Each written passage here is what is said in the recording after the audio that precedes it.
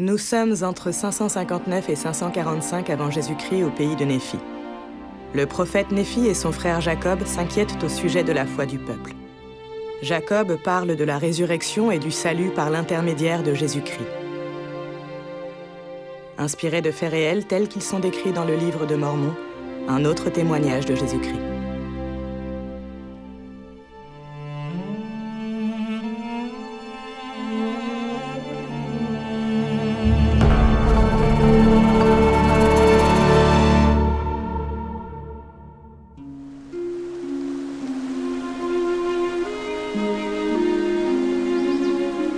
Mon anxiété est grande pour notre peuple.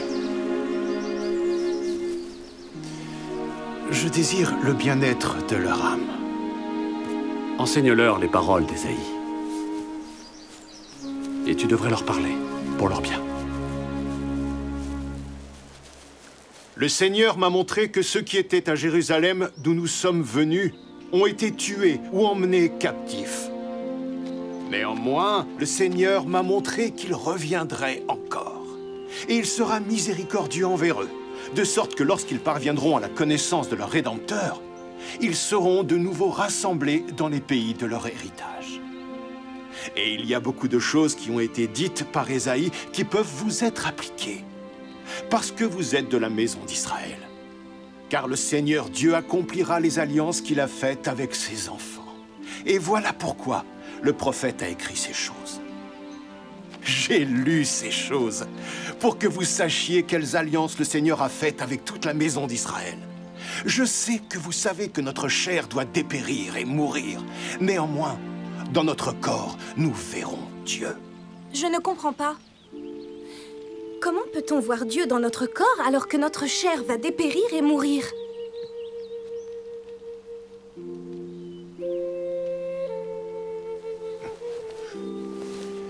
Comme la mort est passée sur tous les hommes, il doit nécessairement y avoir un pouvoir de résurrection. Et la résurrection doit nécessairement être donnée à l'homme en raison de la chute. Et la chute s'est produite en raison de la transgression. Et parce que l'homme est devenu déchu, il a été retranché de la présence du Seigneur. C'est pourquoi il doit nécessairement y avoir une expiation infinie. Oh, la sagesse de Dieu, sa miséricorde et sa grâce! Car voici, si la chair ne se relevait plus, notre esprit serait soumis à cet ange qui tomba de la présence du Dieu éternel et devint le diable pour ne plus se relever. Oh, comme elle est grande, la bonté de notre Dieu qui prépare une voie pour que nous lui échappions.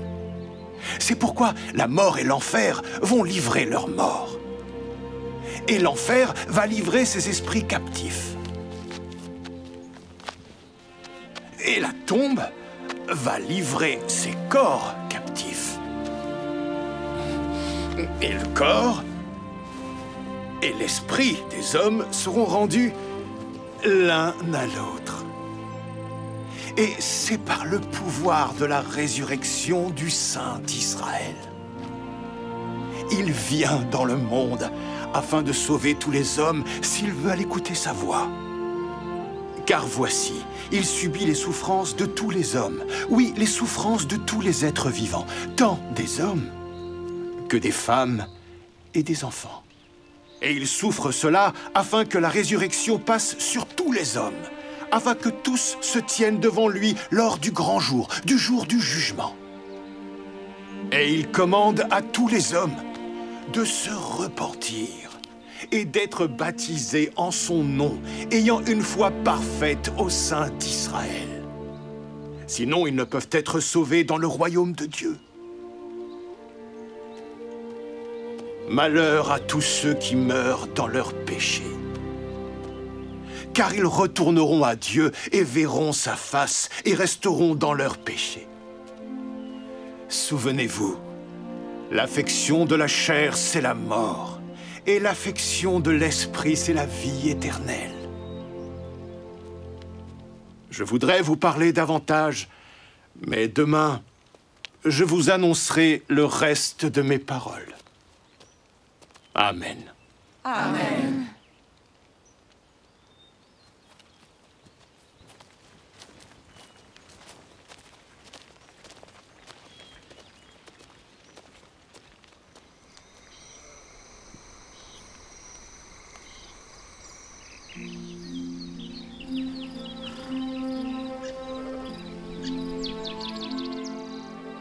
Il faut nécessairement que le Christ, car la nuit dernière, l'ange m'a dit que ce serait là son nom, vienne parmi les Juifs. Mais ceux qui sont à Jérusalem roidiront le coup contre lui pour qu'il soit crucifié. Mais voici, ainsi dit le Seigneur Dieu, que lorsque viendra le jour où ils croiront en moi, que je suis le Christ, j'ai fait alliance avec leur père qu'ils seront rétablis dans la chair, sur la terre, dans les pays de leur héritage. Étant donné que notre Dieu miséricordieux nous a donné une si grande connaissance à ce sujet, souvenons-nous de lui et délaissons nos péchés. Et ne gardons pas la tête basse, car nous ne sommes pas rejetés. Néanmoins, nous avons été chassés du pays de notre héritage. Mais nous avons été conduits dans un pays meilleur, car le Seigneur a fait de la mer notre sentier, et nous sommes dans une île de la mer. Que votre cœur prenne courage, et souvenez-vous que vous êtes libres d'agir par vous-même,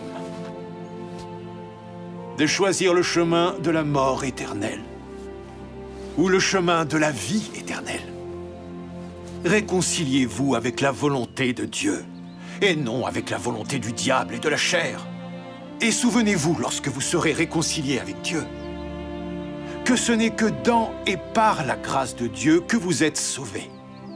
C'est pourquoi, puisse Dieu vous relever de la mort par le pouvoir de la résurrection, et aussi de la mort éternelle par le pouvoir de l'expiation, afin que vous soyez reçus dans le royaume éternel de Dieu, afin que vous le louiez par la grâce divine. Amen. Amen. Amen.